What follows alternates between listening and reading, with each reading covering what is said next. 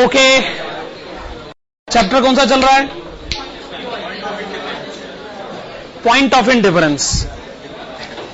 Question number 28 से ये शुरू है। कौन कौन से क्वेश्चन हो चुके हैं? 28, 30, 31, 32, 34, 35। अब ये बताओ कौन कौन से क्वेश्चन बचे? 29 एंड 33, सिर्फ 2 क्वेश्चन बचे हुए हैं। तो ये इस बात का इंडिकेशन है कि जल्दी ये चैप्टर खत्म होगा और आज की क्लास में नया चैप्टर शुरू भी हो जाएगा।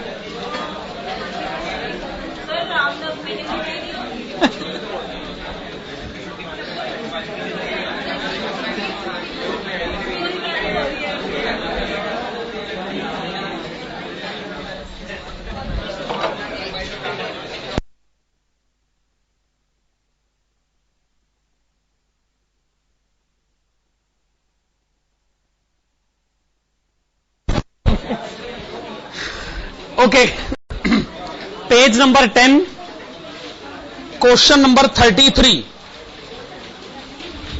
Question number 33, page number 10।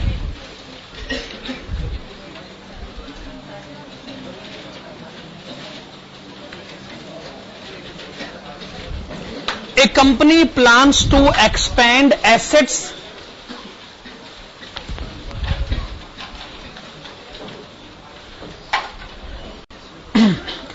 अच्छा, एक सैटेलाइट सेंटर कहता है जी रिविजनरी क्वेश्चन भी तो करवा दीजिए। रिविजनरी क्वेश्चंस मतलब कोई भी रिविजनरी क्वेश्चन करा दीजिए, तो फिर रिविजनरी क्वेश्चन भी मैं करवा दूंगा, तो ये आपको बुरा नहीं लगेगा? क्योंकि आपका हक मारने वाली बात है। रिविजनरी क्वेश्चन पर तो आपका कॉपीराइट बनता है ना।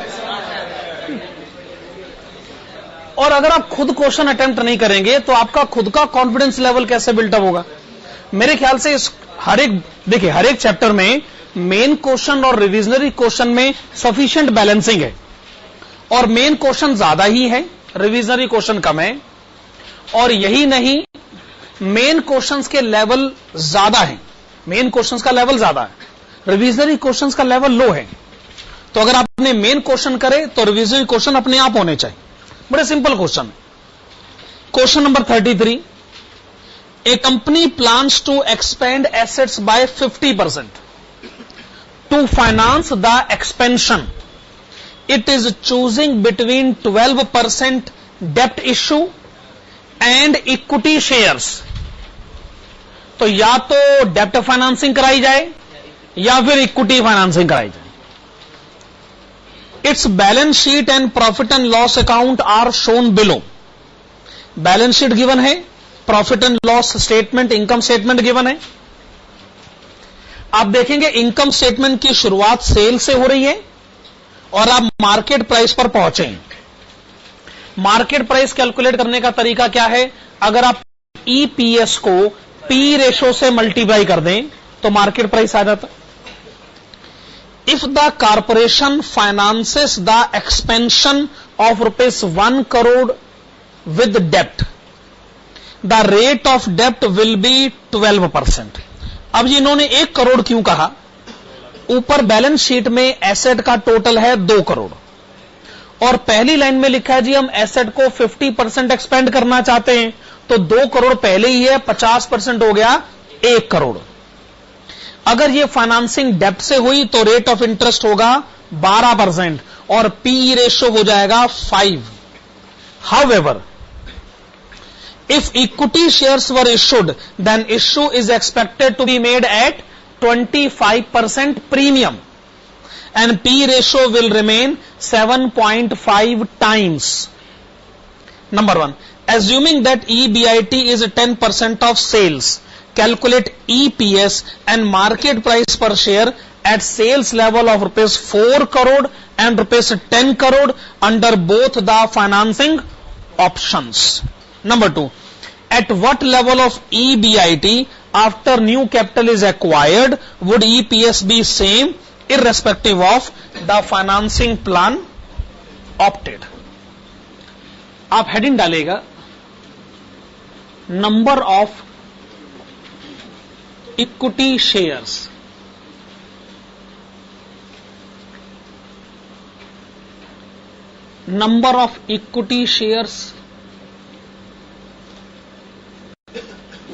to be issued. क्या लिखा आपने? Number of equity shares to be issued. Number of equity shares to be issued. हां जी, पहले लिखिएगा फंड्स रिक्वायर्ड. तो आपको कितने फंड्स की रिक्वायरमेंट है? 1 करोड़. 1 करोड़ रुपए आपको फंड्स की जरूरत है. 1 करोड़ रुपए.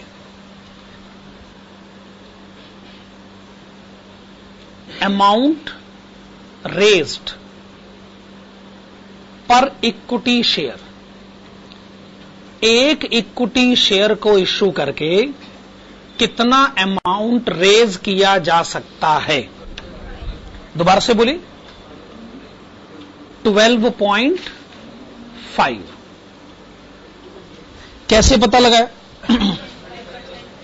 एक शेयर 10 रुपए का है, उसे 25% प्रीमियम पर इश्यू करने की बात करी जा रही है. तो एक शेयर को अगर 25% प्रीमियम पर इश्यू किया जाए तो 12.5 रुपए अरेंज करे जा सकते हैं. तो number of equity shares to be issued.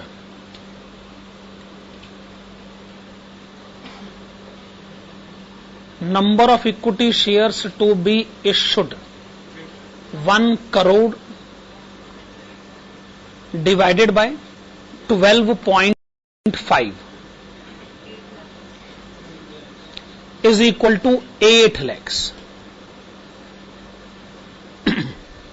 हम ये नहीं कह रहे कि आप इक्विटी शेयर ही इश्यू करोगे, क्योंकि आपके पास 2 ऑप्शन है. या इक्विटी शेयर इश्यू करोगे या डेप्ट फाइनेंसिंग करवाओगे.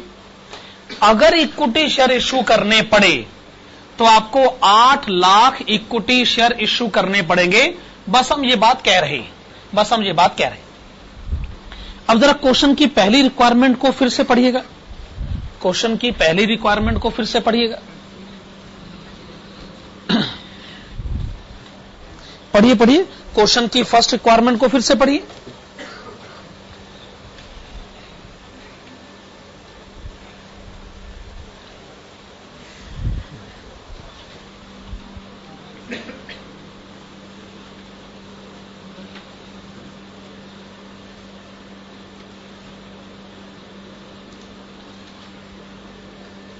हां जी, तो क्वेश्चन की पहली रिक्वायरमेंट क्या है कि हम आपको 2 सिचुएशन बताते हैं. एक सिचुएशन है कि सेल है 4 करोड़ रुपए और दूसरी सिचुएशन है कि सेल है 10 करोड़ रुपए. आप इन दोनों सिचुएशन को डील करिए.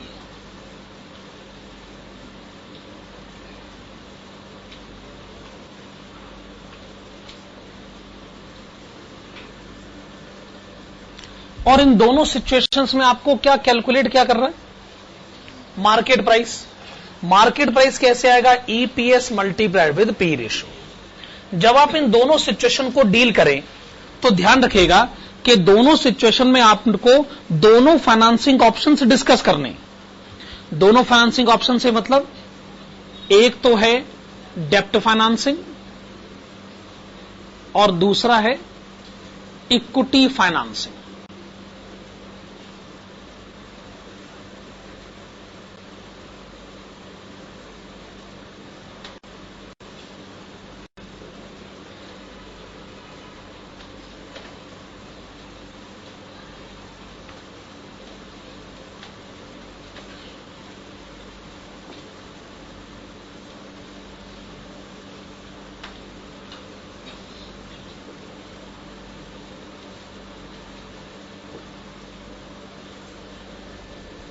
हाँ जी, डेप्ट फाइनेंसिंग का मतलब कि आपको जो नए फंड्स चाहिए, नए फंड्स वो आप डेप्ट से लेकर आइए. इक्विटी फाइनेंसिंग का मतलब जो आपको नए फंड्स चाहिए वो आप इक्विटी फाइनेंसिंग से लेकर आइए. अच्छा, शुरुआत कहां से करी जाए? EBIT से। EBIT के ब्रैकेट में क्या लिखना चाहेंगे? 10% ऑफ सेल्स। अगर सेल है 4 करोड़ तो EBIT होना चाहिए 40 लाख रुपए।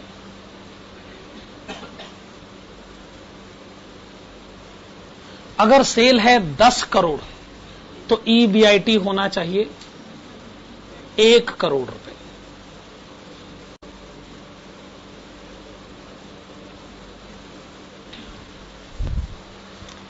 EBIT में से आपको क्या माइनस करना है? इंटरेस्ट। जब आप कहते हैं इंटरेस्ट तो उसमें एक तो है एग्जिस्टिंग और दूसरा है एडिशनल।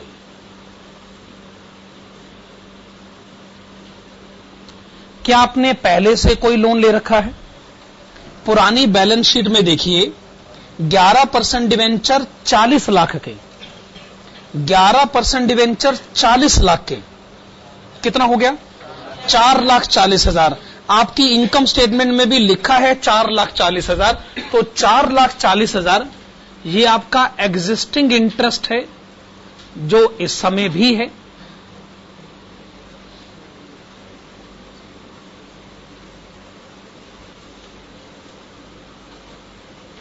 अब देखते हैं कोई आपका एडिशनल इंटरेस्ट है कि नहीं।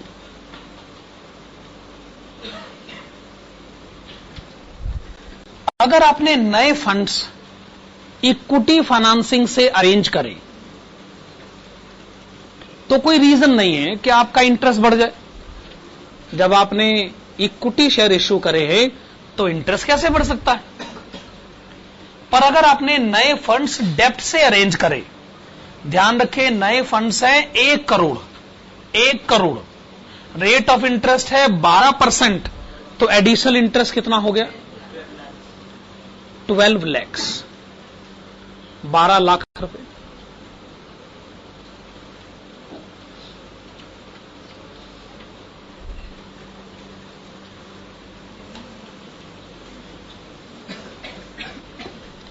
अब EBIT में से इंटरेस्ट माइनस करेंगे तो आपको EBT पता चलेगा ना। अच्छा, क्वेश्चन में टैक्स का रेट कितना दे रखा है? 50%। टैक्स माइनस करते ही आपको पता चल जाएगा EAT।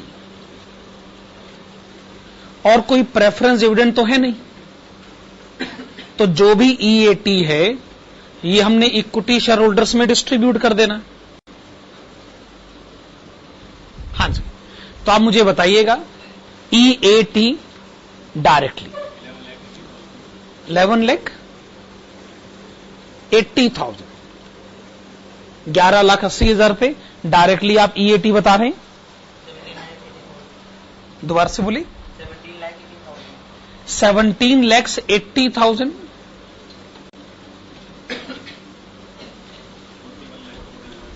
41,50,000, 80,000, 41,80,000, 41,80,000, 47,80,000, 47,80,000। आप नेक्स्ट लाइन में लिखना चाहेंगे number of equity shares, number of equity shares. पुरानी बैलेंस शीट देखकर बताइए पहले से कितने इक्विटी शेयर्स हैं? पहले से 10 लाख, पहले से हैं 10 लाख इक्विटी शेयर और आपके इक्विटी शेयर 10 लाख ही रहेंगे। आपके इक्विटी शेयर 10 लाख ही रहेंगे। अगर आप नए इक्विटी शेयर नहीं इश्यू करोगे तो 10 लाख है, 10 लाख ही रहेंगे।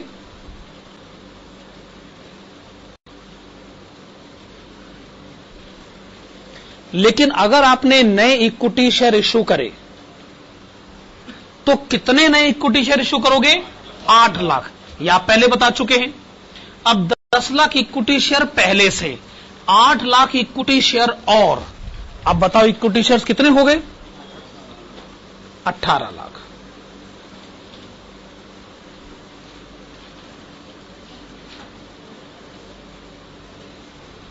ठीक है, इक्विटी शेयर्स हो गए 18 लाख। तो फिर आप मुझे ईपीएस बता सकते हैं? 1.18। आपने कहा 1.18, नेक्स्ट 0.99, 4.18, 2.66। ये आपने ईपीएस बता दिया।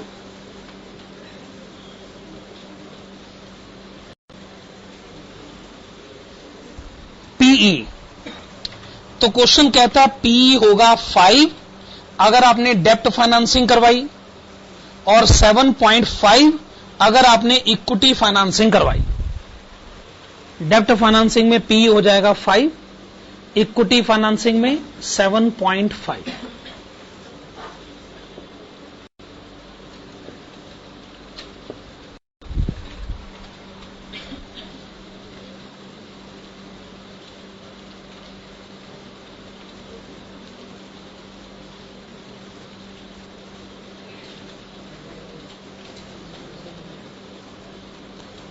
ईपीएस को पी रेशो से मल्टीप्लाई कर देते, 5.9, 7.425,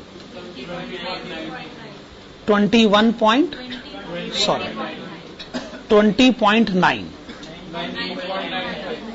19.95। तो ये इस क्वेश्चन के फर्स्ट रिक्वायरमेंट को हमने सॉल्व कर ली। सेकंड रिक्वायरमेंट की तरफ बढ़े। हां जी, आइए क्वेश्चन के सेकंड पॉइंट को पढ़ लेते हैं। At what level of EBIT after new capital is acquired would EPS B same irrespective of the financing plan opted? तो क्या आप बता सकते हैं क्वेश्चन आपसे पूछ क्या रहा है? पॉइंट ऑफ इंडिफरेंस पूछा जा रहा है। ठीक है, तो फिर हेडिंग डालेगा computation of point of indifference. Computation of point of indifference.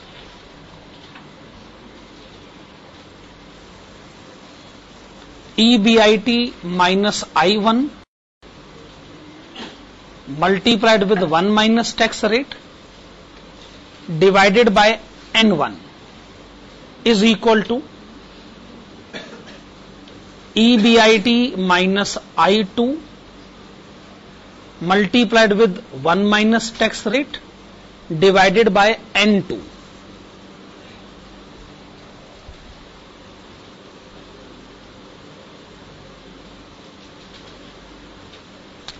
I1, देखिए जो पहला वाला ऑप्शन है, मेरा मतलब है जो डेप्ट फाइनेंसिंग का ऑप्शन है, उसमें इंटरेस्ट कितना है? 4,40,000 जमा 12 लाख। ओके, चाहो तो यहां से देख लो या यहां से देख लो, एक ही बात है ना। 4,40,000 जमा 12 लाख, एक ही बात है ना। कितना इंटरेस्ट है? 16,40,000। अच्छा, टैक्स का रेट कितना है? 50%।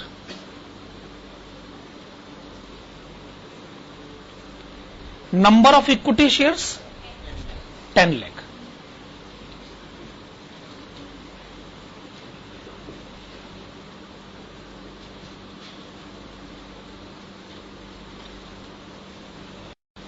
सेकंड ऑप्शन यानी इक्विटी फाइनेंसिंग वाला केस, इंटरेस्ट कितना है?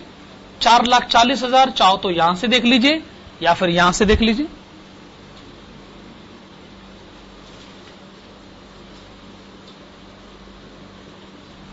टैक्स का रेट कितना है? 50%। नंबर ऑफ इक्विटी शेयर्स कितने हैं? 18 लाख।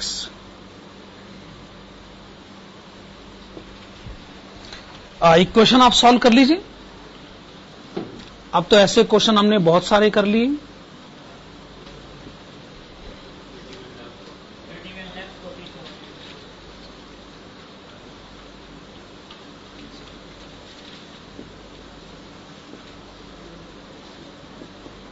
फिर से बताएंगे। 31,40,000। आप इसे left hand side right hand side में पुट करें और अपने आंसर को कंफर्म करें।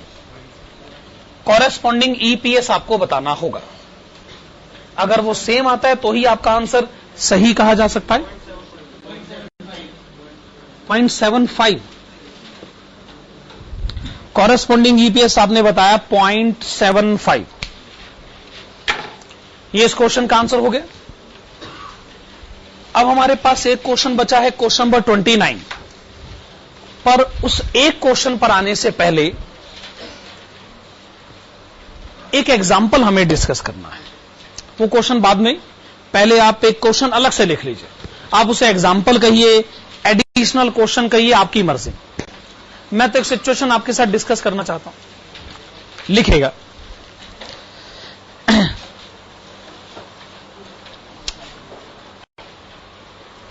Calculate EPS, calculate EPS in following situations. Calculate EPS in following situations. Calculate EPS in following situations लिखेगा सिचुएशन 1, पूरा लिखेगा सिचुएशन 1। सिचुएशन 1 में लिखेगा, सिचुएशन 1 में लिखेगा EBT, EBT rupees 1 lakh, 1 lakh रुपए। ईबीटी 1 लाख रुपए, सिचुएशन 1 अभी मैं बता रहा हूं। ईबीटी 1 लाख रुपए। Tax rate, tax rate 50%, tax rate 50%।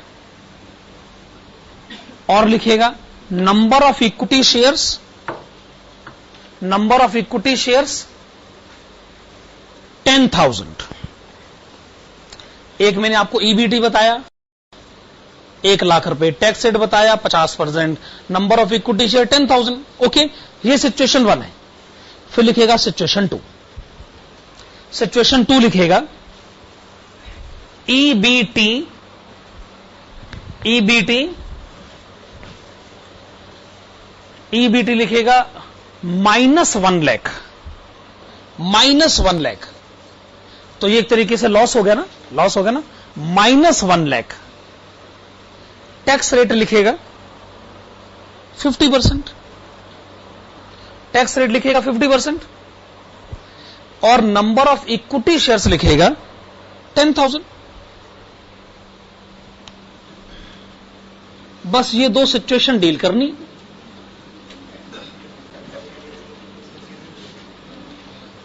आइए अब इसका आंसर देते हैं। सिचुएशन 1 का आंसर दिया जाए। सिचुएशन 1, हां तो ईबीटी कितना है? 1 लाख रुपए। Tax at rate of 50%।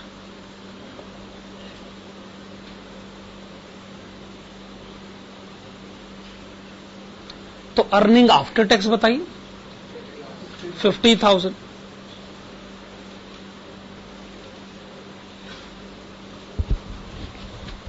अच्छा, वो नंबर ऑफ इक्विटी शेयर्स कितने हैं? 10,000। आपने बताया नंबर ऑफ इक्विटी शेयर्स 10,000। फिर तो आप मुझे ईपीएस भी बता सकते हैं, ₹5।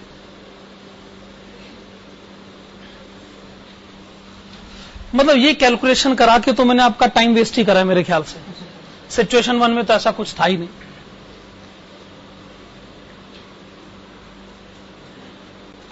सिचुएशन 2 लिखा जाए। हां, ईबीटी कितना है?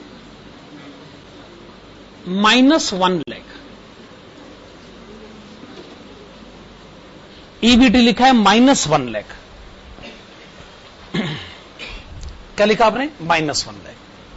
फिर आप लिखिएगा tax saved at rate of 50%। आप लिखिए इसको tax saved at rate of 50%। तो टैक्स हमने सेव किया 50,000 रुपए, तो अर्निंग आफ्टर टैक्स हो गया -50,000। अभी आप लिखिए, बाद में डिस्कस कर लेते हैं। Number of equity shares 10,000। EPS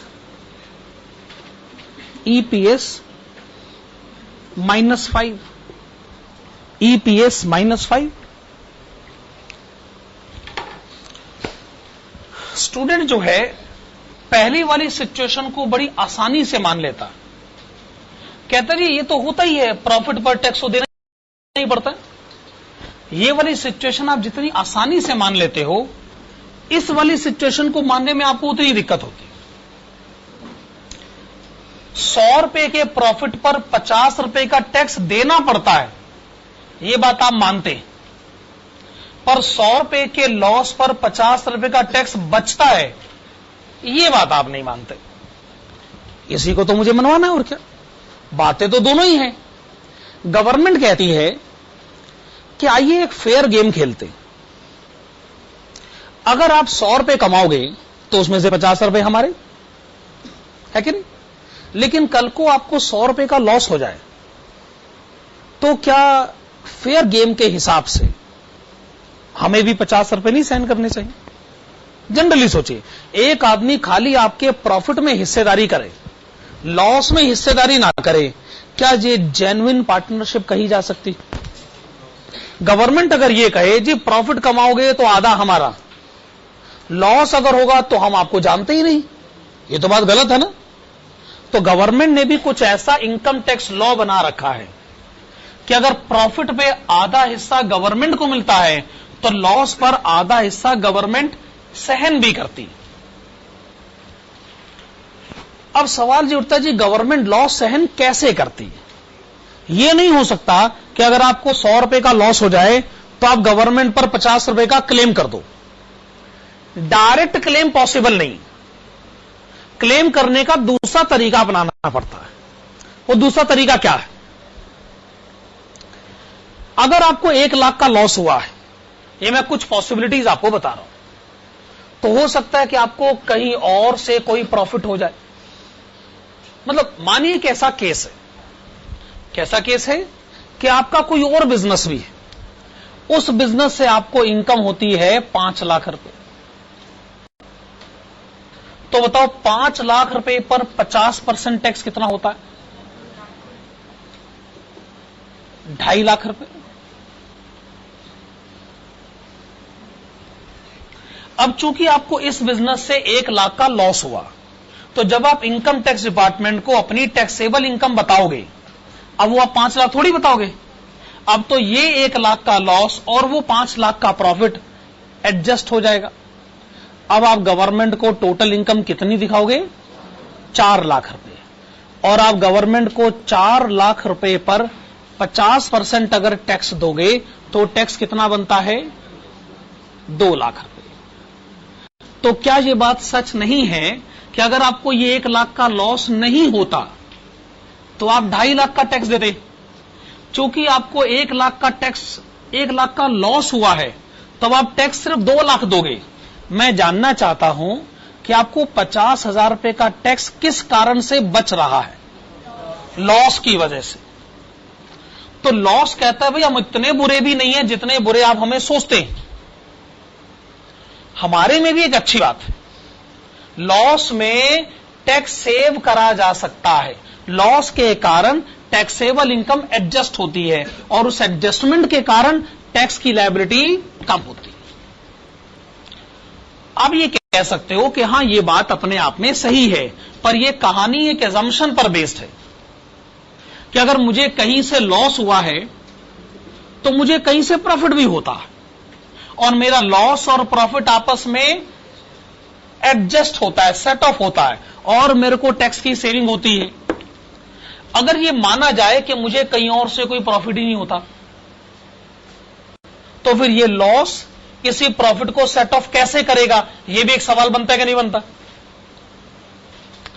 income tax law में सफिशिएंट प्रोविजन है जो ये कहते हैं कि अगर आप लॉस पर इस साल टैक्स एडवांटेज नहीं ले पाए तो उसे अगले साल ले जाया जा सकता है, और वो टैक्स एडवांटेज अगले साल भी लिया जा सकता है। दो तरीके से टैक्स एडवांटेज लिया जाता है। एक टैक्स एडवांटेज उसी साल लिया जाए, यानी सेट ऑफ का एडवांटेज उसी साल लिया जाए, या सेट ऑफ का एडवांटेज आने वाले साल में लिया जाए। एक होता है सेट ऑफ, दूसरा होता है कैरी फॉरवर्ड। ऐसा है, कैरी फॉरवर्ड तो अभी मैं आपको पढ़ा नहीं सकता हूं, अभी मैं आपको एक बात पढ़ा रहा हूं कि मान लीजिए एडवांटेज इस साल लिया जा सकता है। हमारे पास ऐसे क्वेश्चन हैं, ऐसे चैप्टर्स में जिसमें यह भी पढ़ाया जाता है कि अगर एक साल का लॉस अगले साल डाला जाए तो अगले साल टैक्स एडवांटेज कैसे लिया जाता है। लेकिन जब तक वो क्वेश्चन नहीं आते तब तक हम अपनी बात यहां रोक सकते हैं ना। आइए मान लेते हैं कि इस साल कहीं से लॉस है तो कहीं से प्रॉफिट भी, और इस साल का लॉस दूसरे साल के प्रॉफिट को सेट ऑफ कर ही रहा है, तो ये सिचुएशन अपने आप में वैलिड है। यहां हम एक रूल बनाते हैं, अगर कोई कहे कि मैंने 100 रुपए का प्रॉफिट कमाया, तो आप कहेगा नहीं भाई 100 रुपए का नहीं है ये, 100 रुपए में से 50 रुपए भूल जाइए, गवर्नमेंट कहते जी इसमें 50 हमारे हैं, तो चलो ठीक है, बाकी बचे हमारे। सिमिलरली अगर कोई कहे कि मुझे 100 रुपए का लॉस हुआ, हम कहेंगे नहीं 100 रुपए का लॉस नहीं हुआ, आपके लॉस में गवर्नमेंट की हिस्सेदारी 50 रुपए, लॉस घट गया और लॉस घट के रह गया 50 रुपए। टैक्स के दो काम होते हैं, पहला काम प्रॉफिट को कम कर दो, दूसरा काम लॉस को कम कर दो। दोनों काम कम करने के, टैक्स प्रॉफिट को भी कम करता है और टैक्स लॉस को भी कम करता है। यह बात आज एस्टेब्लिश होती है, ठीक है ना। तो ये सिचुएशन आपके लिए अब नई सिचुएशन नहीं है, पीछे एक रिविजरी क्वेश्चन में ऐसी सिचुएशन है, इसलिए मैंने सोचा ये एग्जांपल आपको करवा दूं। आप सब लोगों ने रिविजरी क्वेश्चन तो कर लिए होंगे ना, इसलिए मैं बता रहा हूं। आपने देखा होगा क्वेश्चन में ऐसा आया होगा, नहीं सही बात है ना, इसलिए मैंने सोचा कि एग्जांपल आपको करवा दूं, इसी बहाने कंसेप्ट भी क्लियर हो जाएगा। डाउट तो आपका था ही, इसलिए मैंने सोचा एग्जांपल करवा देते हैं। तो मैंने सही करा ना। आप आइएगा पेज नंबर 9 पर।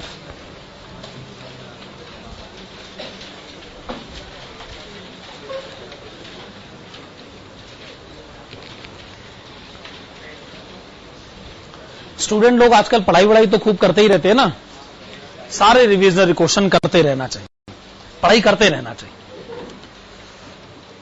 कई स्टूडेंट्स तो घर जाते जाते रास्ते में भी पढ़ाई करते जाते हैं, मेट्रो से जा रहे हैं, बस से जा रहे हैं, तो पढ़ते पढ़ते जा रहे हैं, और क्या, इसी बहाने कंसेप्ट भी क्लियर होता जाता है। दोस्तों से कोई प्रोडक्टिव डिस्कशन भी होता रहता है कंसेप्चुअल मैटर्स पर, ये सब भी चलता रहता है। हमारे टाइम पे लेकिन पढ़ाई पर इतना जोर था नहीं। आजकल मैं देखता हूं कि स्टूडेंट जो है वो ज्यादा पढ़ाकू है, ये बात तो है वैसे, ठीक बात है।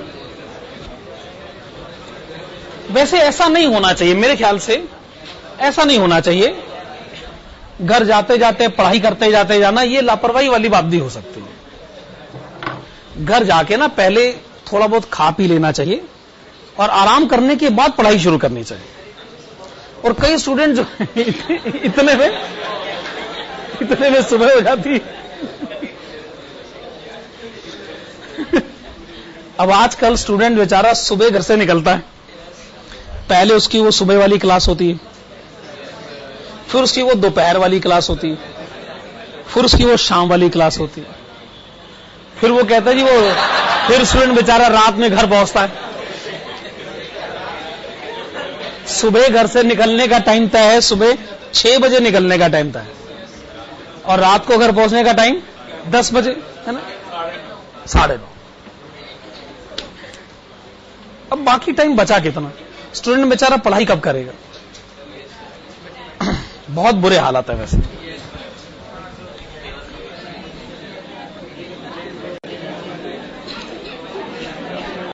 क्वेश्चन नंबर 29, क्वेश्चन नंबर 29, हां जी, ये पॉइंट ऑफ इंडिफरेंस का लास्ट क्वेश्चन होगा। Question number 29, a company has the choice for raising additional sum of ₹50 lakhs either by issue of 10% debentures or by issue of equity shares of ₹10 each. The current capitalization structure consists of 10 lakh equity shares and no debt. At what level of EBIT would EPS be same whether new funds are raised by issue of ordinary shares or debentures? Also determine the level of EBIT at which EPS would be same if sinking fund obligation amounts to ₹10 lakh per year. Assume tax rate of 50%. देखो, ऐसा लग रहा है कि question शुरू में sinking fund obligation के बारे में बात नहीं करना चाहता था, उसने आखिर में सिंकिंग फंड का ऑब्लिगेशन का पॉइंट अलग से डाला है। मुझे लगता है इस एक क्वेश्चन में दो क्वेश्चन है। एक तो केस 1, केस 1 के ब्रैकेट में लिखेगा विदाउट सिंकिंग फंड। पहले आइए इस क्वेश्चन को सिंकिंग फंड के बगैर डील करें और case 2 with sinking fund deal कर लेंगे। अभी पहले विदाउट सिंकिंग फंड। इसमें ऑप्शन 1,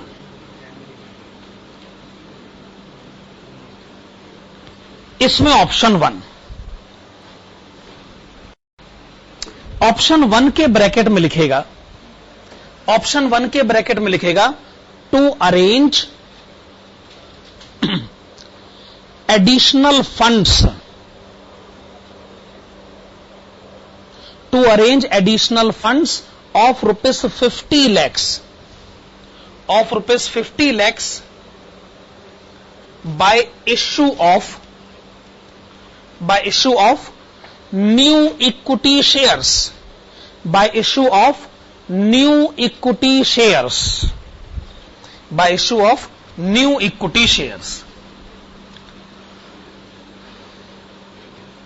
इस ऑप्शन में इंटरेस्ट का अमाउंट कितना होगा? निल, क्योंकि डेप्ट तो पहले भी नहीं था, नया लोन आपने लिया नहीं है, तो इंटरेस्ट तो ऐसी सिचुएशन में हो ही नहीं सकता, इंटरेस्ट तो हो ही नहीं सकता। अच्छा, ये बताइएगा कि नंबर ऑफ इक्विटी शेयर्स, पहले कितने इक्विटी शेयर्स हैं? पहले हैं 10 लाख, पहले हैं 10 लाख। आप बताइए, आप और कितने इक्विटी शेयर इश्यू करना चाहते हैं? आपका जवाब है 5 लाख। आप 50 लाख का इक्विटी कैपिटल चाहते हैं, 50 लाख, यानी equity share 5 lakh, 10 lakh share पहले से, 5 लाख और, तो इक्विटी शेयर्स हो गए 15 लाख।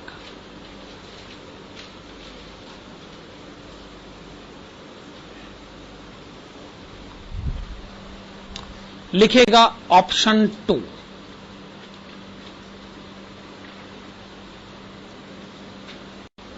ऑप्शन 2 के ब्रैकेट में लिखेगा to arrange additional funds of ₹50 lakhs,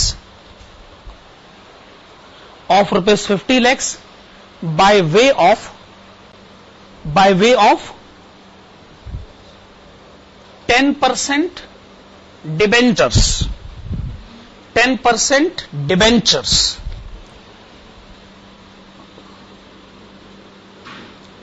$50 lakh के डिबेंचर, 10% का रेट, तो इंटरेस्ट कितना हो गया? 5 लाख रुपए। और इक्विटी शेयर वही जो कि पहले थे, 10 लाख। इक्विटी शेयर वही जो कि पहले थे, 10 लाख। दोनों ऑप्शन की रेलिवेंट इंफॉर्मेशन हमारे पास है और प्रेफरेंस डिविडेंड ना ऑप्शन 1 में है ना ऑप्शन 2 में है। हेडिंग डालिएगा computation of point of indifference.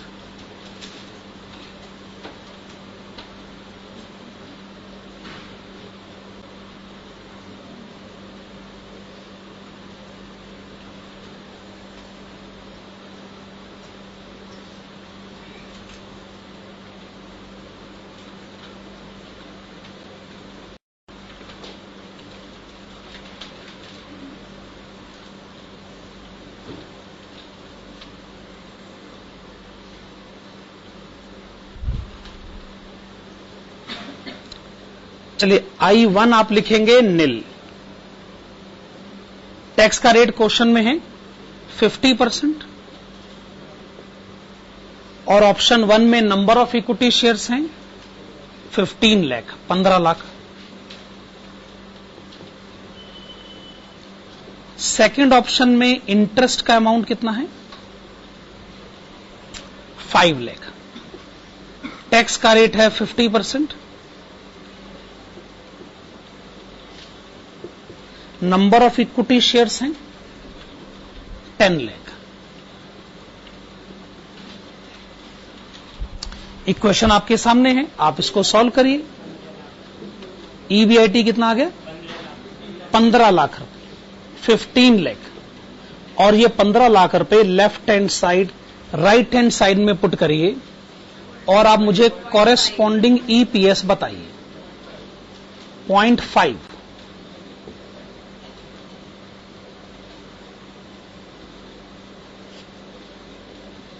Corresponding EPS है 0.5। तो अगर सिंकिंग फंड ऑब्लिगेशन के पॉइंट को न समझा जाए न पढ़ा जाए तो ये हमारा आंसर है, ये हमारा आंसर है और ये केस 1 है। अब आप लिखना चाहेंगे case 2।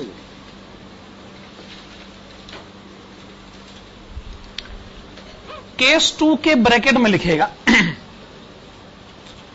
With sinking fund obligation, with sinking fund obligation. Sinking fund हमने पहले भी एक क्वेश्चन में पढ़ा था ना। इसका क्या मतलब होता है कि आपको हर साल एक रिजर्व क्रिएट करना होगा। रिजर्व का नाम है डिबेंचर रिडम्पशन रिजर्व, यही है ना। क्या ये डिबेंचर रिडम्पशन रिजर्व आप ऑप्शन 1 ऑप्शन 2 दोनों में बनाएंगे? ऑप्शन नंबर 2 में बनाएंगे, ऑप्शन नंबर 1 में क्यों नहीं बनाएंगे? क्योंकि जब ऑप्शन नंबर 1 में डिबेंचर्स ही नहीं है तो डिबेंचर रिडम्पशन रिजर्व किस बात का? हम ऑप्शन नंबर 2 में डिबेंचर इशू कर रहे हैं, एक दिन हमने डिबेंचर्स लौटाने भी, इसलिए रिजर्व चाहिए। अगर यह माना जाए कि हमने डिबेंचर्स 5 साल बाद लौटाने और 50 लाख के डिबेंचर हैं तो हमें हर साल कितना रिजर्व क्रिएट करना चाहिए? 10 लाख। और क्वेश्चन कहता है कि हां डिबेंचर रिडम्पशन रिजर्व बनाइए 10 लाख रुपए। लिखेगा केस 2 का answer according to the question, according to the question the amount of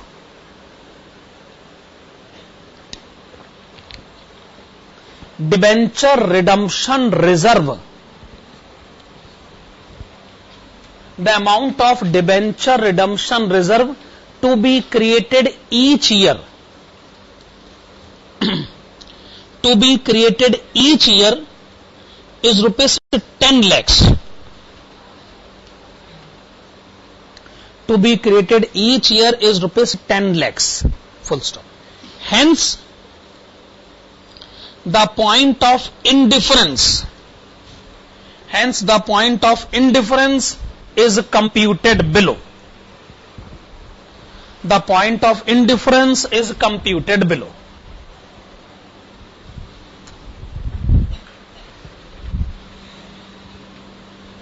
तो आप आंसर ठीक इसी तरीके से देंगे, ठीक इसी तरीके से देंगे।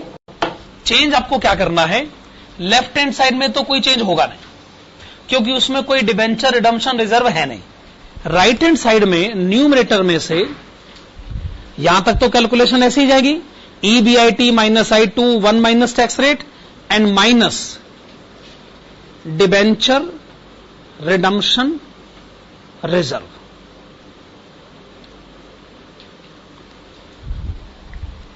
हम ये मानते हैं कि after tax income equity share holders में बंटनी चाहिए, लेकिन अगर आप सारी आफ्टर टैक्स इनकम बांट दोगे तो डिवेंचर रिडीम करने के बाद में पैसे कहां से लाओगे?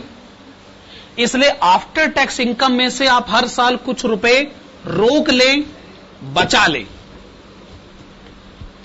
हां, डिवेंचर रिडम्पशन रिजर्व क्रिएट करने के बाद जो बाकी अमाउंट है आप उसे इक्विटी शेयर होल्डर्स में बांट सकते हैं, उसमें अपने को कोई दिक्कत नहीं।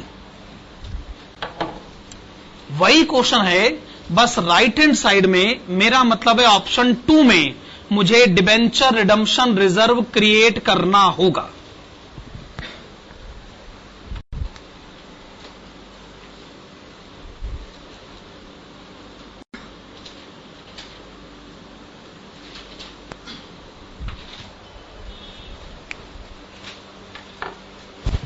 लेफ्ट हैंड साइड में कोई चेंज नहीं, राइट हैंड साइड में भी वैसे भी कोई चेंज नहीं है, बस हमने डिबेंचर रिडम्पशन रिजर्व क्रिएट करना है। दूसरे शब्दों में, जो इनकम इक्विटी शेयर होल्डर के पास जानी है, हमें उस इनकम को रोकना है। ठीक है ना?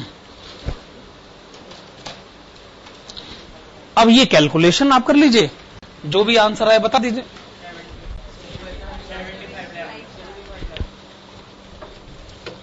75 lakhs।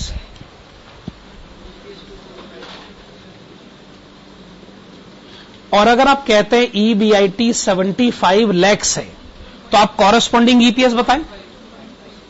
2.5।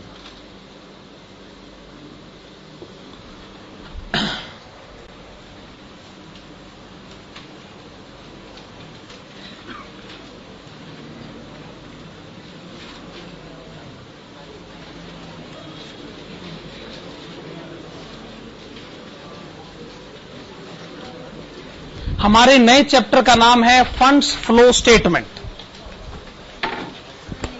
फंड्स फ्लो स्टेटमेंट, हां, ये आज की क्लास में पूरा होगा भी नहीं, इसको और कई क्लासेस में कंटिन्यू करना होगा। फंड्स फ्लो स्टेटमेंट की हेडिंग डाली जाए।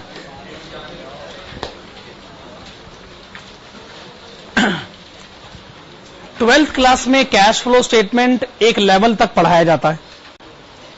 कैश फ्लो स्टेटमेंट आपके अकाउंट्स में, अकाउंटेंसी के सिलेबस में काफी ज्यादा डिटेल में पढ़ाया जाता है। कैश फ्लो स्टेटमेंट हम भी पढ़ाते हैं, हमारे यहां भी कैश फ्लो स्टेटमेंट है। मुझे आज तक समझ में नहीं आया कि कैश फ्लो स्टेटमेंट, वही कंसेप्ट, वही चैप्टर उन्होंने फाइनेंशियल अकाउंटिंग में भी क्यों डाल रखा है और वही फाइनेंशियल मैनेजमेंट में भी क्यों डाल रखा है। और कई बार स्टूडेंट की तो लॉटरी लग जाती है कि कैश फ्लो स्टेटमेंट का क्वेश्चन उसके अकाउंट्स के पेपर में भी आ जाता है और FM के पेपर में भी आ जाता है। तो एक बार पढ़ो और 2 बार नंबर लो, ये तो वही बात होगी। खैर, मैं आपको बताना चाहूंगा, ये कहीं लिखा हुआ तो नहीं है, पर फिर भी ये एक सेटलमेंट है कि अकाउंट्स में कैश फ्लो स्टेटमेंट ज्यादा सीरियसली पढ़ाया जाएगा और फाइनेंशियल मैनेजमेंट में फंड्स फ्लो स्टेटमेंट ज्यादा सीरियसली पढ़ाया जाएगा। वहां कैश फ्लो स्टेटमेंट को ज्यादा इंपॉर्टेंट रिकॉग्नाइज किया जाता है और यहां फंड्स फ्लो स्टेटमेंट को ज्यादा इंपॉर्टेंट रिकॉग्नाइज किया जाता है, लेकिन यह सिर्फ माना जाता है। Exceptions are always there. हम लोगों ने भी कैश फ्लो स्टेटमेंट के क्वेश्चन एग्जाम में पूछे हुए हैं। हां जी, शुरू करें। हेडिंग डालेगा इंट्रोडक्शन टू द चैप्टर। तो पहले हम अपने आप को इस चैप्टर से इंट्रोड्यूस कर लें, परिचित कर लें। इंट्रोडक्शन टू द चैप्टर लिखेगा balance sheet and profit and loss account. Balance sheet and profit and loss account fails to represent balance sheet and profit and loss account fails to represent the inflow and outflow. Balance sheet and profit and loss account fails to represent the inflow and outflow of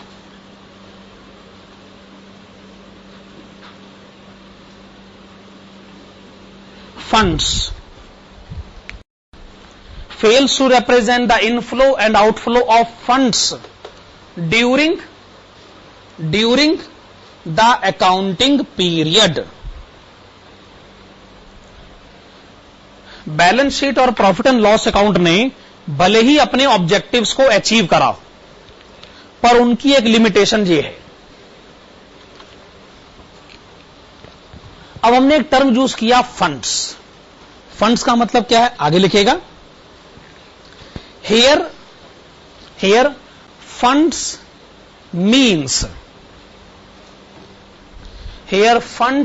means either cash position और working capital position. either cash position or working capital position of the business organization.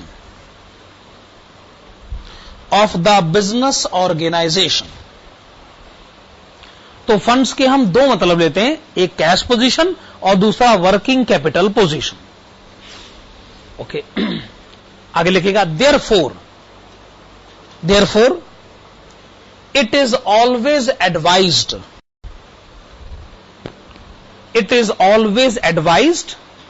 to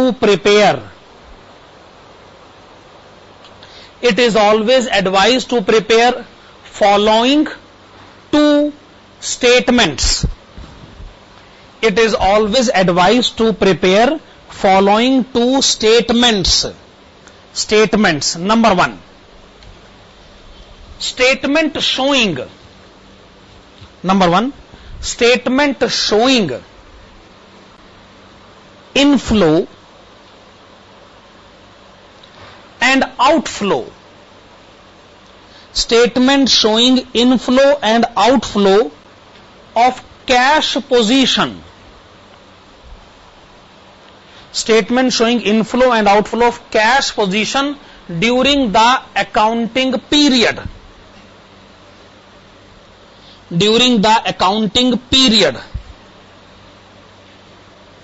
brackets में popularly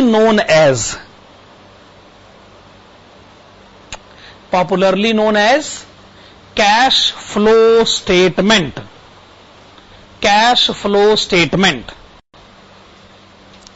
जिसको आप बहुत अच्छी तरह जानते हैं कि ये क्या होता है. कैश फ्लो स्टेटमेंट कैश के इनफ्लो और आउटफ्लो पर बनाई गई स्टेटमेंट ही तो है. ये है नंबर 1. अब लिखेगा नंबर 2. नंबर 2. मैंने कहा कि दो स्टेटमेंट बनाई जानी चाहिए. एक तो आप जानते हैं कैश फ्लो स्टेटमेंट. नंबर 2 लिखेगा statement showing inflow and outflow.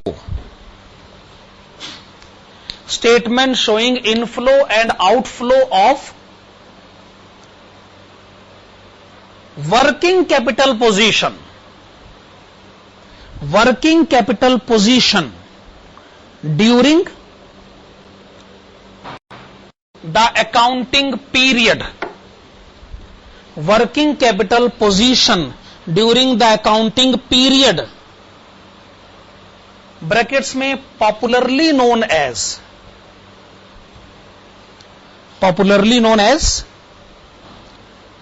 Funds flow statement.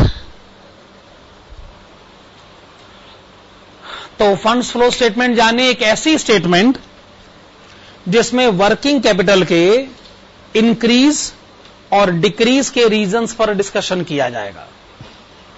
Cash flow statement यानी ऐसी स्टेटमेंट जिसमें कैश के इंक्रीज और डिक्रीज के रीजंस पर डिस्कशन किया जाता है. वहां कैश है और यहां वर्किंग कैपिटल है. ओके, ये आपने लिखा इंट्रोडक्शन टू द चैप्टर. अब आप हेडिंग डालेगा impact on working capital.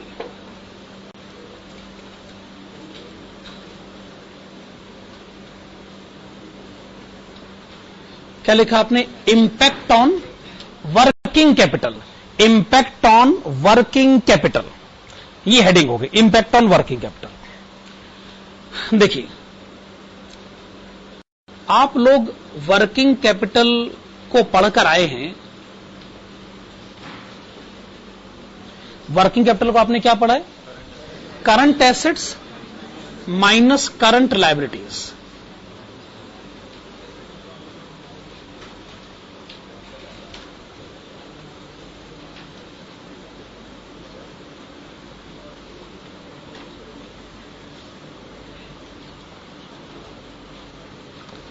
अब मैं ये नहीं जानता कि आप वर्किंग कैपिटल की इस इक्वेशन को कितना समझते हैं.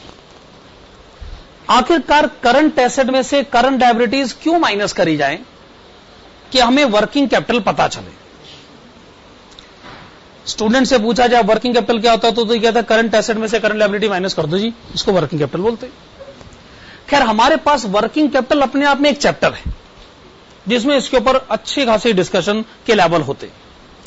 लेकिन चलो मैं आपको एक हल्का सा आइडिया दे देता हूं कि वर्किंग कैपिटल का मतलब current asset minus current liabilities क्यों होता है. एक आदमी कहता है कि जी अगर मेरे पास 100 रुपए का स्टॉक है, मेरे पास 100 रुपए का स्टॉक है, तो बताओ उसमें मेरा कितना पैसा फंसा हुआ है. जवाब है 100 रुपए. जब आपके पास 100 रुपए का स्टॉक है, इसका मतलब आपका 100 रुपए उसमें फंसा हुआ है. फंसा हुआ पैसा समझते हो ना? ये पैसा बिजनेस से ना बाहर नहीं निकलता, ये पैसा बिजनेस में घूमता है. स्टॉक में पैसा, कभी आप स्टॉक में फंसा हुआ पैसा आप घर नहीं लेके जा सकते. जैसे एक केमिस्ट है, कहता है जी मेरे पास तो दवाइयों का अच्छा खासा स्टॉक पड़ा हुआ है. तो हमने कहा कि भाई साहब ये दवाइयां फिर आप बेच दो, पैसा आएगा, पैसे घर ले जाएंगे. वो कहेगा अच्छा मैं घर पैसे ले जाऊंगा तो फिर मैं क्या बिजनेस बंद कर रहा हूं क्या? आज मैं कोई पैसे घर नहीं लेके जाऊंगा, मैं घर लेके जाऊंगा प्रॉफिट मार्जिन. मैंने अगर कोई दवाई 100 रुपए की खरीदी और मैंने बेच दी 120 में, तो 20 रुपए तो मैं अपनी जेब में रख लेता हूं, बाकी 100 रुपए मैं घर नहीं लेके जाता हूं. उससे मैं फिर अगली दवाई खरीदता हूं, फिर वो बेचता हूं, प्रॉफिट जेब में रखता हूं, कॉस्ट फिर वापस, प्रॉफिट आता गया, प्रॉफिट मैं निकालता गया, और प्रॉफिट छोड़कर जो कॉस्ट है वो बिजनेस में घूमता रहता है. पैसा कभी बिजनेस से बाहर नहीं निकलता, कॉस्ट प्राइस बिजनेस से बाहर नहीं निकलता. कॉस्ट प्राइस पे जो प्रॉफिट कमाया जाता है वो बिजनेस से बाहर निकाला जाता है, और कॉस्ट तो बिजनेस में घूमता रहता है. हर तरीके के बिजनेस में ऐसा ही होता है. तो मैं ये कह रहा था, आपके पास 100 रुपए का स्टॉक पड़ा है, तो आपके उसमें कितने रुपए फंसे हैं? 100 रुपए. बात एकदम सही, बशर्ते आपने इसे कैश पर खरीदा. क्या ये बात मेरी सही? हो सकता है आपने खुद उधार पे खरीदा, क्वाइट पॉसिबल. मान लीजिए आपने 40 रुपए के उधार पे खरीदा,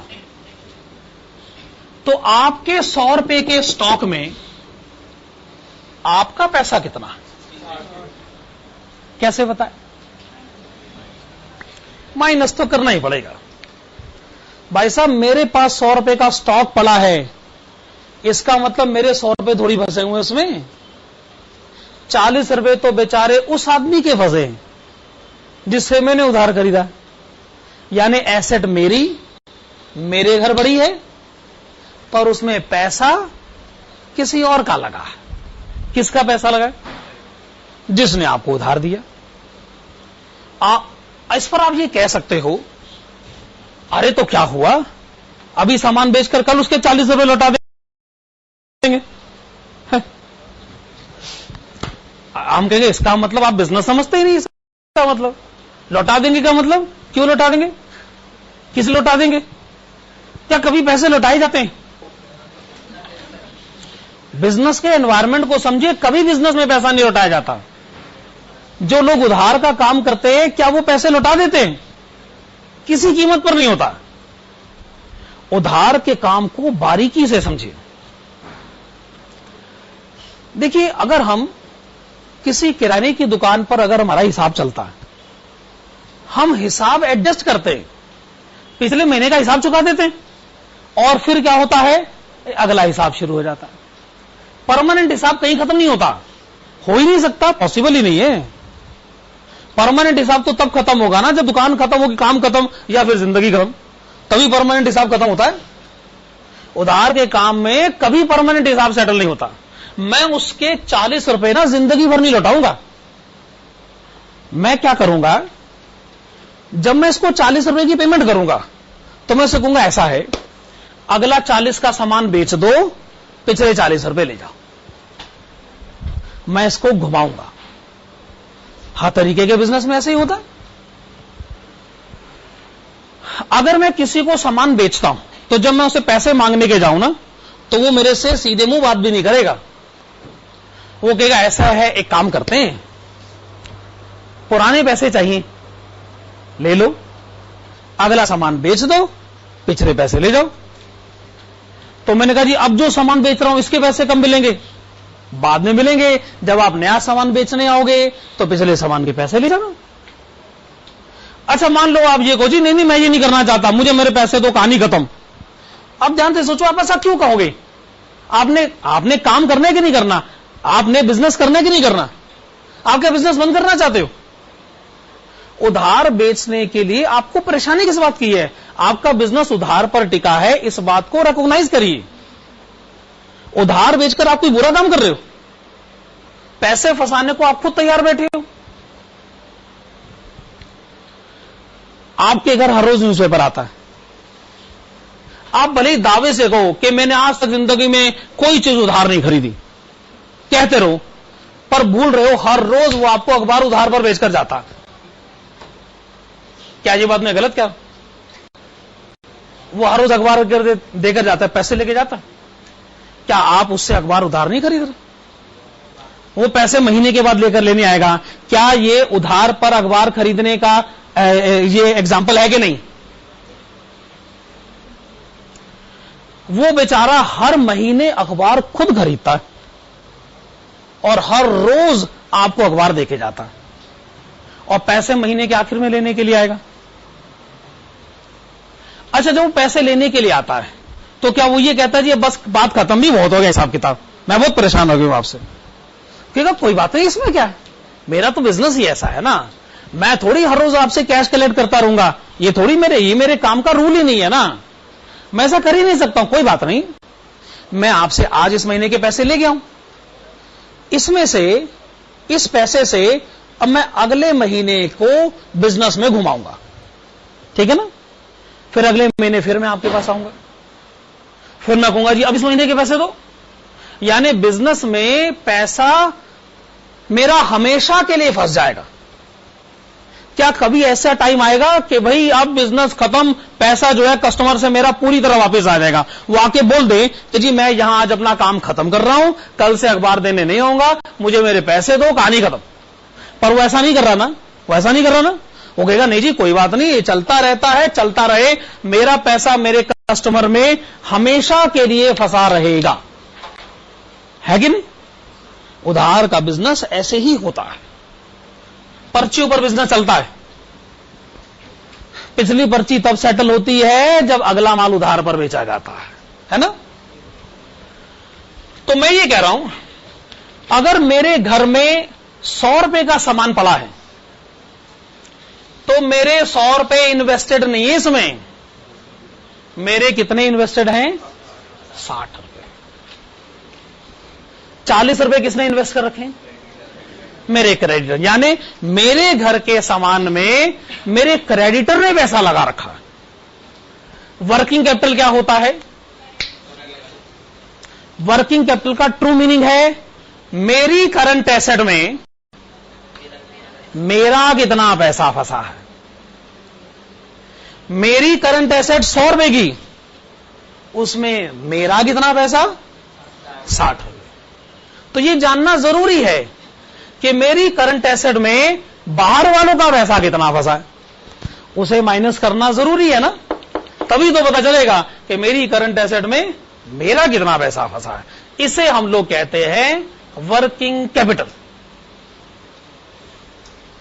अब अगर कोई कहे जी करंट एसेट में से करंट लायबिलिटीज क्यों माइनस होती है, तो मेरे ख्याल से आपके पास इसका जवाब है। ठीक है ना, वर्किंग कैपिटल को फार्मूले को इतना कमजोर मत बनाइए, current asset minus current liabilities, बस बात खत्म। क्यों माइनस होना चाहिए, माइनस करके क्या ऑब्जेक्टिव हमें मिलता है, हमें यह भी तो समझना है कि नहीं।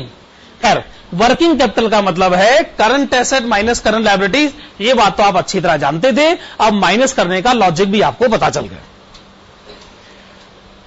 मान लीजिए मैं वर्किंग कैपिटल इंक्रीज करना चाहता हूं, तो कैसे इंक्रीज हो सकता? अगर करंट एसेट बढ़ जाए तो वर्किंग कैपिटल इंक्रीज होगा, या करंट लायबिलिटी डिक्रीज हो जाए। तो आप लिखिएगा वर्किंग कैपिटल में be increased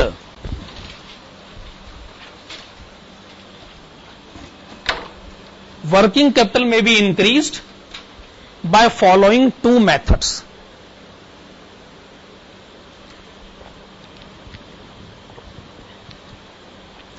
Working capital may be increased by following two methods.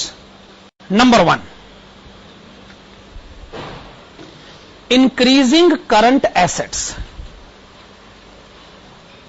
Increasing current assets. And number two, decreasing current liabilities.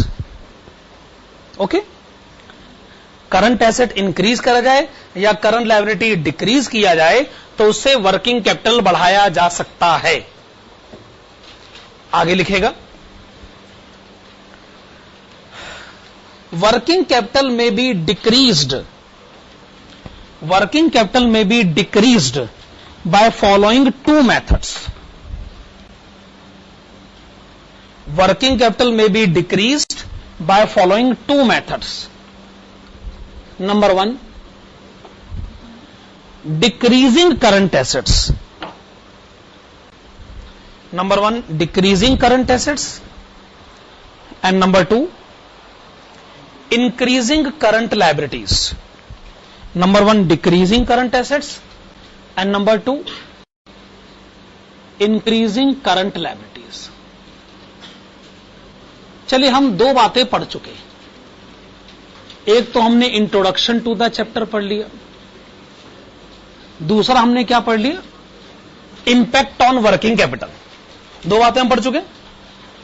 अब आप हेडिंग डालेगा how to prepare funds flow statement. How to prepare funds flow statement.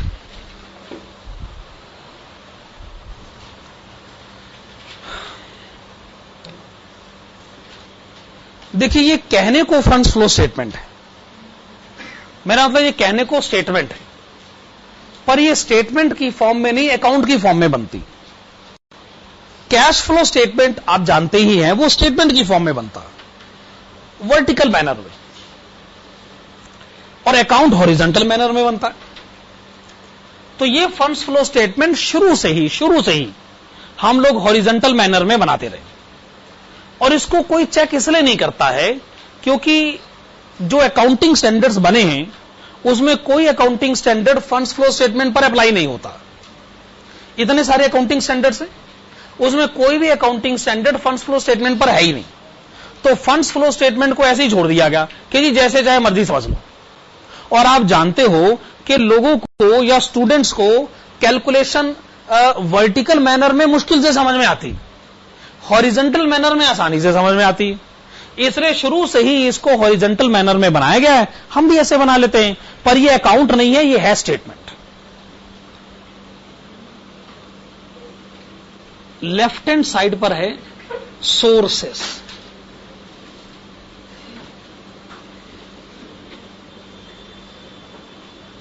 और right hand side पर है applications.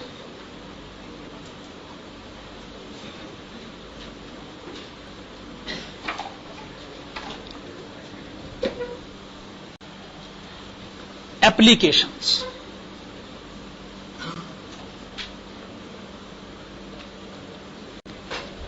Account नहीं है, यह बात मैं कंफर्म कर दूं, अकाउंट नहीं है, स्टेटमेंट है, बस वो ऐसे बनाई जाती है। सोर्सेस और एप्लीकेशंस। जब आप कहते हैं सोर्सेस, तो इसका मतलब यह है कि यहां वो सारी बातें लिखें जिसने वर्किंग कैपिटल को बढ़ा दिया। जब आप कैश अकाउंट बनाते हो तो डेबिट साइड पर वो सारी बातें लिखते हो ना जिससे कैश अकाउंट बढ़ जाता है, और एप्लीकेशंस में वो सारी बातें लिखे जिसने वर्किंग कैपिटल को घटा दिया। तो वर्किंग कैपिटल के बढ़ने के ट्रांजैक्शन इधर और घटने के ट्रांजैक्शन इधर, बस इसे लिखते चले जाए तो एक स्टेटमेंट बन जाती है। उस स्टेटमेंट का नाम फंड्स फ्लो स्टेटमेंट है। हाँ, तो सोर्सेस में सबसे पहले लिखेगा issue of shares.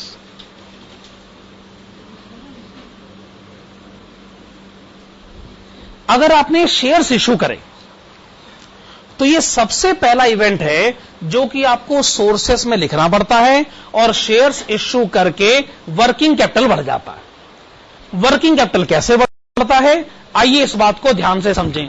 Listen please. जब हम शेयर्स इश्यू करते हैं तो एंट्री क्या होनी चाहिए? Bank account debit to share capital account.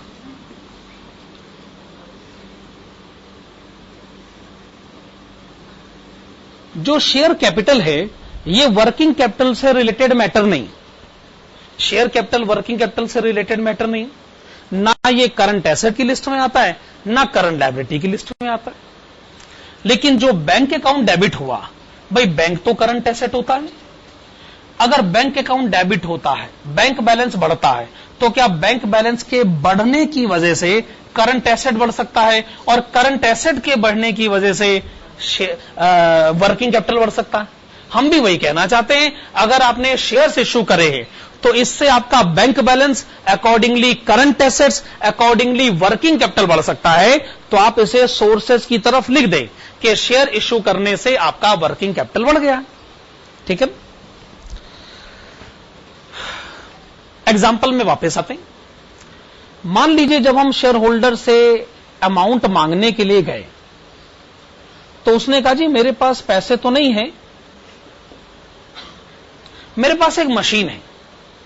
हमने कहा चलो ठीक है मशीन ही दे दीजिए।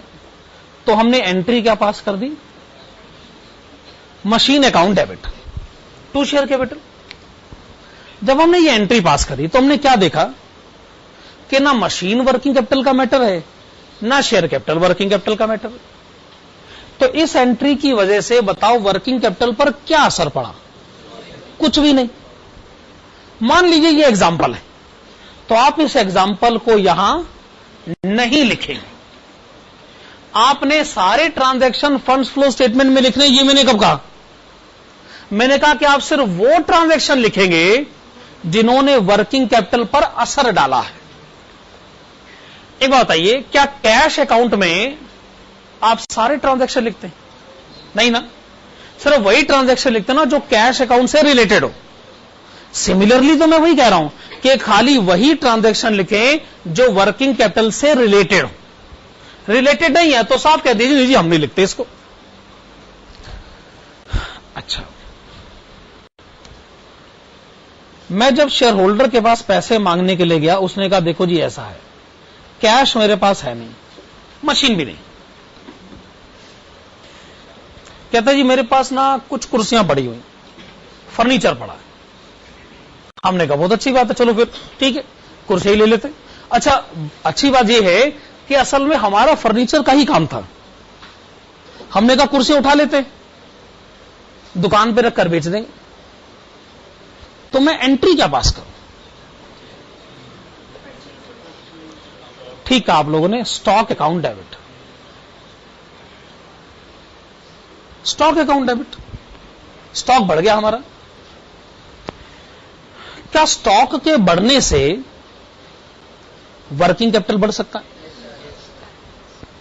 बैंक बैलेंस के बढ़ने से वर्किंग कैपिटल बढ़ सकता है? स्टॉक के बढ़ने से वर्किंग कैपिटल बढ़ सकता है? मशीन के बढ़ने से वर्किंग कैपिटल नहीं बढ़ सकता है। इसका मतलब इसे फंड्स फ्लो स्टेटमेंट में लिखा जाएगा, इसे फंड्स फ्लो स्टेटमेंट में लिखा जाएगा, इसे फंड्स फ्लो स्टेटमेंट में नहीं लिखा जाएगा। सीधी सी बात। मैं कहता हूं मेरा बैंक बैलेंस बढ़े, मेरा स्टॉक बैलेंस बढ़े, या कुछ भी क्यों ना हो जाए, बस मेरा वर्किंग कैपिटल बढ़ जाना चाहिए, तो मैं उस स्टेटमेंट को, उस ट्रांजैक्शन को फंड्स फ्लो स्टेटमेंट में लिखने के लिए तैयार। ओके। हो सकता है कि मैं शेयर्स को रिडीम कर दूं, पर्टिकुलरली प्रेफरेंस शेयर तो रिडीम करे ही जा सकते हैं, पर्टिकुलरली प्रेफरेंस शेयर तो रिडीम करे ही जा सकते हैं, क्वाइट पॉसिबल।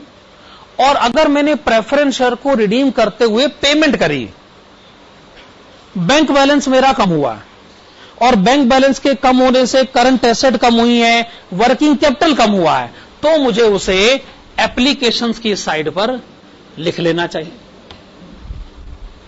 और अगर आप ये साबित कर दें कि जी वर्किंग कैपिटल से इसका कोई लेना देना है ही नहीं, तो मत लिखिएगा, सीधा सा असूल है, वर्किंग कैपिटल से लेना देना है तो लिखिए, वरना मत लिखिए।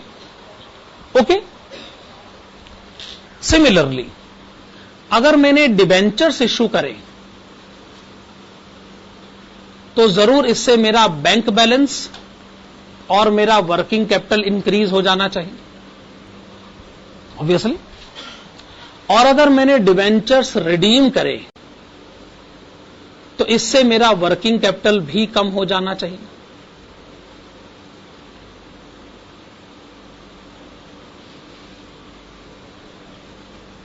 मेरे ख्याल से दोनों पोजीशन एकदम क्लियर है।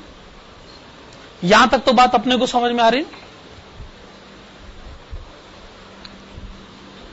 अच्छा, मान लीजिए मैंने फिक्स्ड एसेट्स को बेच दिया, फिक्स्ड एसेट्स को बेच दिया, तो एंट्री क्या रही होगी? Bank account debit to fixed asset. Fixed asset तो फिक्स्ड एसेट है, वो तो वर्किंग कैपिटल का मैटर नहीं है, पर बैंक बैलेंस तो बढ़ रहा है, तो वर्किंग कैपिटल बढ़ गया हमारा, मुझे इसको सोर्सेस की तरफ लिखना। और अगर मैंने फिक्स्ड एसेट्स को परचेज किया, तो इससे मेरा वर्किंग कैपिटल कम हो जाना चाहिए, परचेज ऑफ फिक्स्ड एसेट्स, ठीक है ना। सिमिलरली अगर मैंने इन्वेस्टमेंट को बेचा है, आप इन्वेस्टमेंट का मतलब तो जानते ही हैं, मतलब मेरा बिजनेस अपनी जगह है, पर मेरे बिजनेस में कई बार कैश सरप्लस हो जाता, तो मैं सोचता हूं भाई पैसा फालतू रखने से अच्छा क्यों ना कोई प्रॉपर्टी खरीद ली जाए। अगर एक बार खरीदी तो शायद अगले साल में बेच भी दूं। मान लो मैंने बेच दी, तो बेचने से क्या हो गया? पैसा मिल गया, तो इससे मेरा वर्किंग कैपिटल बढ़ जाना चाहिए। लेकिन अगर मैंने खरीदी है, परचेज ऑफ इन्वेस्टमेंट, तो इससे मेरा वर्किंग कैपिटल घट जाना चाहिए। वैसे मैं चाहूं तो किसी दूसरी कंपनी के शेयर्स भी खरीद सकता हूं, डिवेंचर्स भी खरीद सकता हूं। अच्छा, अगर मैंने ये शेयर्स डिवेंचर्स पिछले साल खरीदे थे, तो इस साल हो सकता है मुझे उस पर डिविडेंड मिले, इंटरेस्ट मिले। अगर मुझे डिविडेंड या इंटरेस्ट मिला है, डिविडेंड एंड इंटरेस्ट रिसीव्ड, तो इससे मेरा बैंक बैलेंस बढ़ेगा इस साल, अकॉर्डिंगली मेरा वर्किंग कैपिटल भी बढ़ जाना चाहिए, है कि नहीं? लेकिन अगर हमारी खुद की भी एक कंपनी है, तो हम भी तो डिविडेंड पे करते हैं, हम भी तो इंटरेस्ट पे करते हैं, तो उससे हमारा वर्किंग कैपिटल कम हो जाना चाहिए। डिविडेंड एंड इंटरेस्ट पेड,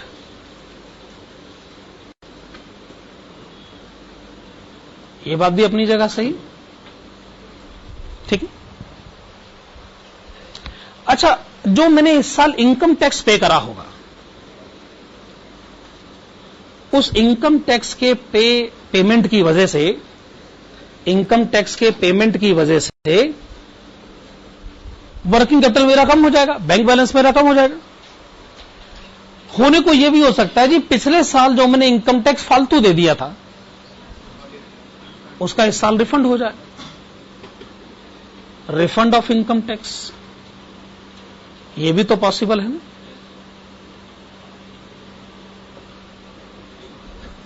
क्या ये बात सही?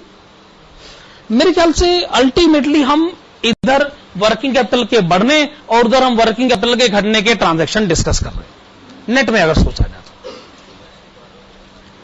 फिर आप लिखिएगा सोर्सेस की तरफ, फंड्स फ्रॉम ऑपरेशंस,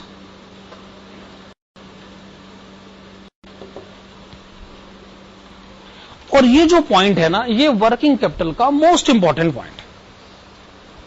कई बार मैंने ऐसा देखा है कि स्टूडेंट जो है फंड्स फ्लो स्टेटमेंट समझता है क्या है, फंड्स फ्रॉम ऑपरेशन जो है उसमें उसका हाथ जो है ना वो बड़ा कमजोर होता है, बात समझ नहीं पाता जी फंड्स फ्रॉम ऑपरेशन क्या।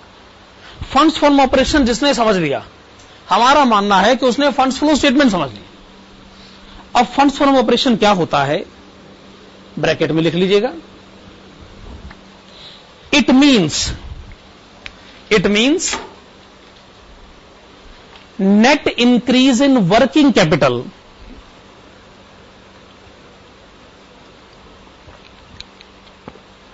it means net increase in working capital due to the reason of business operating activities। आपने लिखा बिजनेस ऑपरेटिंग एक्टिविटीज। हां जी, देखिए आप जो बिजनेस करते हैं उसके कारण, ध्यान से सुनिए, मैंने कहा यह मोस्ट इंपॉर्टेंट है, आप जो बिजनेस करते हैं उसके कारण आपका वर्किंग कैपिटल कितना बढ़ गया। तो फिर बाकी सब क्या था, बाकी सब थे अदर रीजंस।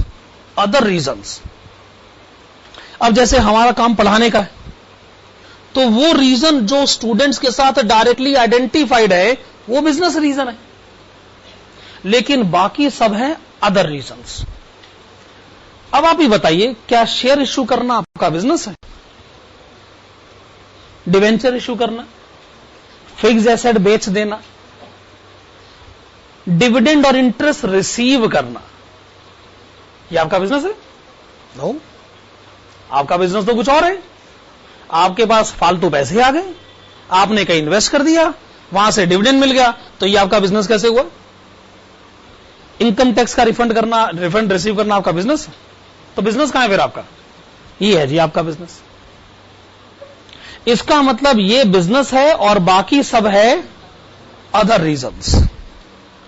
सिमिलरली इसमें कुछ भी बिजनेस नहीं है, ये अदर रीजंस। तो फंड्स फ्रॉम ऑपरेशन का मतलब क्या है?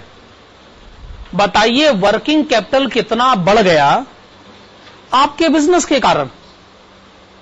ये सब क्या है? वर्किंग कैपिटल कितना बढ़ गया अन्य कारणों से, दूसरे कारणों से, है ना। ये क्या है? वर्किंग कैपिटल कितना घट गया दूसरे कारणों से, बिजनेस थोड़ी है इसके अंदर। लेकिन आप ये कह सकते हो कि ये जरूरी थोड़ी है कि बिजनेस के कारण वर्किंग कैपिटल मेरा बढ़ जाए, कम भी तो हो सकता है। फिर वो इधर थोड़ी आएगा, फिर तो उधर आएगा ना, फिर तो उधर आएगा ना, तो आप फिर उधर लिख लेते हैं, उधर भी आ सकता है, हमने कब मना किया। अगर उधर आएगा तो हम लोग उसको लिखते हैं लॉस फ्रॉम ऑपरेशंस। हालांकि ये मेरी समझ में आज तक नहीं आया कि जी इसको लॉस क्यों बोला जाता। उसको बोला जाता है फंड्स फ्रॉम ऑपरेशन, इसको बोला जाता है लॉस फ्रॉम ऑपरेशन। पर मैं उन सवालों के जवाब नहीं ढूंढता हूं कि जिसके जवाब मुझे मालूम है कि मुझे मिलने वाले नहीं। एनालिसिस, कोई एनालिटिकल पॉइंट होता तो मैं उसका जवाब ढूंढ के ले आता, शब्दों के पीछे मैं नहीं जाता हूं। मेरा शुरू से मानना रहा है कि आपको नाम नहीं काम देखना चाहिए, है कि नहीं। नाम का क्या, नाम ये नहीं होता तो कोई और होता तो क्या फर्क पड़ जाता। आप लॉस फ्रॉम ऑपरेशन के ब्रैकेट में लिखिएगा, it means decrease in working capital, net decrease in working capital. It means net decrease in working capital due to the reason of business operating activities. Due to the reason of business operating activities. ये funds flow statement बनाने का procedure. देखो जी, जब आपने statement बनाई, हो सकता है सोर्सेस का टोटल ज्यादा आ जाए और एप्लीकेशंस का टोटल कम रह जाए। मान लीजिए सोर्सेस का टोटल 1 लाख है, यानी 1 लाख वर्किंग कैपिटल बढ़ गया, और एप्लीकेशंस का टोटल है 80,000, यानी 80,000 वर्किंग कैपिटल घट गया। बढ़ा 1 लाख, घटा से नेट 20,000, और 20,000 नेट क्या हुआ, बढ़ गया। दूसरे शब्दों में बैलेंसिंग फिगर अगर इधर आ जाए तो आप क्या करोगे, तो आप इधर बैलेंसिंग फिगर लिख दीजिएगा, अगर इधर आ रहा है तो इधर लिख दीजिएगा, और उसको आप क्या कहना चाहेंगे, नेट इंक्रीज, नहीं, इंक्रीज इन वर्किंग कैपिटल। अगर बैलेंसिंग फिगर इधर आए तो इफ, मैं क्या कह रहा हूं, सोर्सेस का टोटल ज्यादा है, इस तरफ का टोटल है 1 लाख, इधर का टोटल है 80,000। अब टोटल इक्वल करवाना है तो इधर बैलेंसिंग फिगर 20,000 नहीं लिखना पड़ेगा, और उस 20,000 का मतलब क्या है कि जी इंक्रीज ज्यादा है, डिक्रीज कम है, तो डिफरेंस 20,000 को मैं क्या नाम दूं, नेट इंक्रीज। क्या ये बात सही है, नेट इंक्रीज। और अगर इधर का टोटल ज्यादा है तो बैलेंसिंग फिगर इधर आ जाएगा, उसको आप क्या नाम देना चाहोगे, नेट डिक्रीज।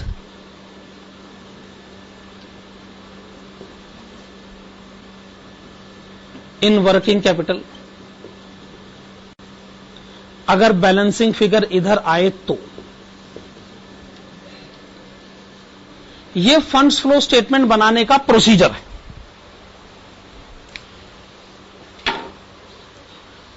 अगर आपको यह प्रोसीजर बहुत ध्यान से समझना है तो आपको एक कंसेप्ट पर अपनी पकड़ मजबूत करनी होगी, और वो कंसेप्ट कौन सा, फंड्स फ्रॉम ऑपरेशंस। बाकी सब बहुत आसान होता है, अरे अदर रीजंस को समझना बहुत आसान होता है, बिजनेस के रीजन को समझने में सबसे ज्यादा दिक्कत होती है। तो आपको फंड्स फ्रॉम ऑपरेशन को सबसे ज्यादा ध्यान से और गहराई से जाकर समझना है। पर बुरी बात यह है कि आज इसको पढ़ाने का मैं रिस्क नहीं ले सकता हूं, क्योंकि यह जितना बड़ा कंसेप्ट है इसको पढ़ाने में काफी टाइम लगेगा। 1.5-2 घंटे का कंसेप्ट यह है।